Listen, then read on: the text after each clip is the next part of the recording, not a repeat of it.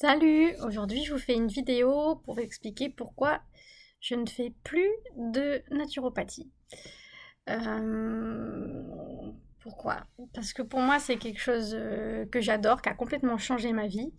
Mais j'ai remarqué que les gens qui venaient me voir pour ça, en fait, dans la majorité des cas, hein, je dis pas tout le monde, mais voilà. Alors c'est vrai que c'est une démarche naturelle, on va prendre soin de soi, on va essayer d'aller vers des médecines plus douces, plus naturelles. Mais il y a un principe holistique derrière la naturopathie que les gens n'ont pas encore intégré parce que c'est peut-être pas assez bien connu, pas assez expliqué. Et, euh, et c'est en me formant aussi sur d'autres outils, notamment énergétiques, au niveau sur le coaching, sur tout l'accompagnement global de la personne, ou que j'aimerais mettre en avant, et pas juste sur la naturopathie qui est vraiment euh, les prémices pour moi d'un accompagnement efficace d'une personne. C'est-à-dire qu'on peut l'aider au niveau de son rééquilibrage alimentaire, selon ses besoins, selon ses problématiques. Mais au-delà de ça, il faut aller plus loin de l'origine des comportements, de pourquoi la personne se nourrit comme ça, pourquoi elle a développé tel type de... en naturopathie, c'est souvent des choses chroniques qui reviennent, qu'on essaye de soigner ou du moins d'améliorer. Et du coup, c'est de creuser au niveau des comportements psycho-émotionnels qu'il y a derrière. Et ça, c'est pas tout le monde qui est prêt à le faire. Du coup, moi, je veux mettre plutôt en avant cette partie-là pour que les personnes prennent conscience que si ils se concentrent juste sur un simple rééquilibrage alimentaire et une petite plante magique qui va soutenir la démarche pendant une cure ou pendant une période donnée, sur le long terme, parce que moi c'est ça qui m'intéresse, c'est de faire du long terme et pas juste du ponctuel, juste du bon ben voilà, elle a eu sa pilule magique ou sa plante magique euh, et c'est fini quoi, parce que non, la personne aura des résultats certes assez rapidement, hein, selon sa problématique. Mais, mais sur la durée, en fait, si elle n'a pas bien pris en compte pourquoi cette problématique s'était installée dans sa vie et qu'elle ne remonte pas vraiment à la racine enfin la source de ce qui l'a amené à ça, à venir me consulter au final, puisque c'est la conséquence voilà, entre guillemets, la maladie, c'est le mal qui dit qu'il y a quelque chose qui va pas. C'est quelque chose qui s'est imprimé dans le corps parce que ça ne s'est pas exprimé. Donc c'est remonté sans partir non plus dans de la psychanalyse ou remonter à l'enfance.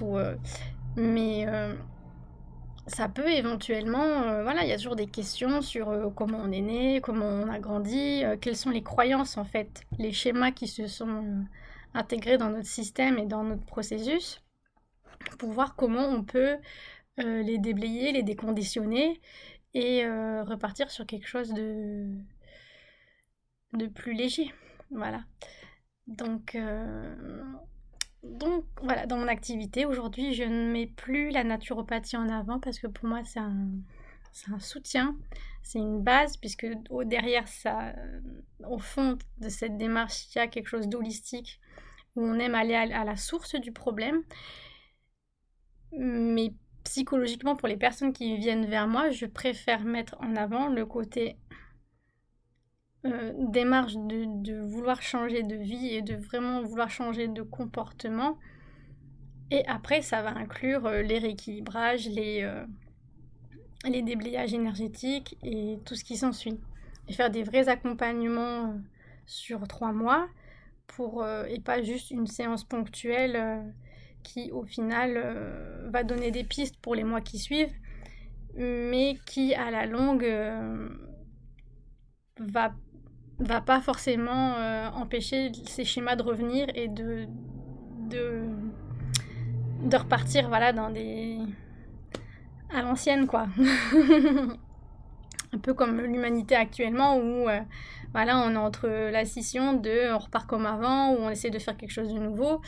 Et non, là, il faut vraiment avancer et dépasser ses peurs et se confronter à soi-même. Et ça, c'est vrai que c'est vraiment pas évident pour tout le monde de sortir de sa zone de confort et de parler de ses problèmes à un inconnu, de se confier et de faire face à ses peurs, en fait, hein, puisque nous, en tant que thérapeute, praticien ou mes collègues coachs, on est des miroirs. On est des miroirs pour aider la personne à faire face à elle-même, à ses problématiques, à ses peurs, à ses souffrances, et de mettre en lumière, en fait, de quoi ça lui parle, en fait, sur quoi elle a besoin de travailler pour avancer, et qu'est-ce qui va vraiment l'aider à se révéler elle-même et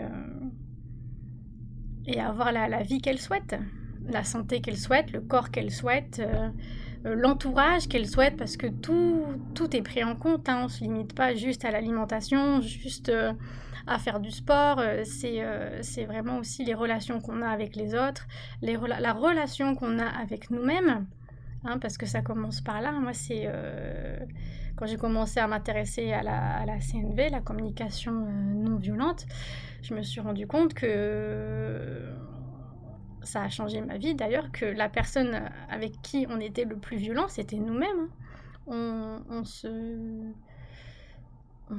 On se brime tout seul, on ne s'autorise pas à être heureux, alors que voilà, c'est des croyances qu'on s'est inculquées,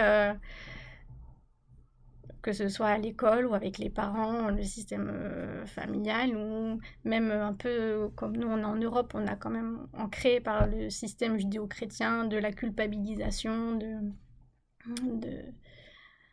d'essayer de se faire tout petit, de pas de rester humble, de pas, voilà, d'être, alors qu'on pourrait très bien briller et être lumineux et inspirer les autres et pas rester dans son coin prostré parce qu'on estime de ne pas avoir à être heureux. Bon, c'est un exemple, hein, c'est pas tout le monde, c'est juste pour dire que voilà, les systèmes de croyances qu'on s'inculque, comment au final, en fait, on s'empêche tout seul d'être heureux, on se crée des drames, on alimente ces drames. Et voilà, pour revenir à la naturopathie, c'est qu'est-ce que tu nourris en toi. Voilà, c'est le proverbe indien du grand-père, je crois, je sais plus, c'était des Sioux, qui raconte à son petit-fils l'histoire des deux loups, que chaque personne a à l'intérieur de lui. Il y a le gentil et le méchant. Et son petit garçon lui demande, mais grand-père, à la fin de l'histoire, c'est lequel qui gagne? Et son grand-père lui explique, ben, c'est celui que tu nourris. Donc voilà, c'est ce qu'on alimente. Si on alimente du drame, si on alimente de la joie dans sa vie, et ben c'est là où on porte notre attention, et c'est ce qu'on alimente qui fait notre vie, quoi, qui on est, ce qu'on devient. Donc voilà, moi maintenant, mon rôle, en fait, c'est d'aider la personne à prendre conscience de sa responsabilité dans ses pensées, dans ses choix, et, qu'en fait, elle a le choix. Elle a le choix de créer la vie qu'elle veut, d'avoir le corps qu'elle souhaite, même si, bon, on a toujours une certaine limite, mais voilà, de se réconcilier avec lui et de voir qu'est-ce qu'on peut faire pour améliorer son corps, sa vie, son travail, ses relations, et tout ce qui s'ensuit pour